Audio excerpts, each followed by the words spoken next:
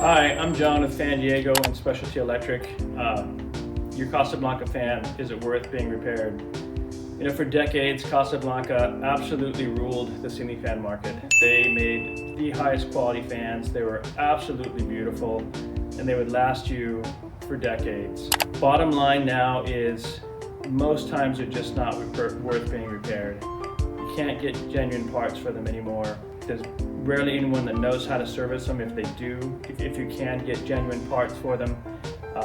The motors have come so far now that they're much more efficient energy-wise than what the old Casa Blancas were, and you get the same functionality. I do feel for a lot of you people that have just the absolute beautiful, perfect fan for your setting.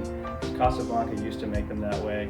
There's a lot of nice, wonderful styles out there now. If we can help you with the process at all, give us a call at Fan Diego or Specialty Electric. And if anything, here's what I hope you can avoid is calling out an electrician if your Casa Blanca fan stops working. All he can do is test the power. He's going to test the power, tell you that everything's fine, charge you $250, and then say, sorry. Before you do that, let us help. Call us, click, or come on into one of the showrooms. We're happy to help. I'm John at Fan Diego and Specialty Electric.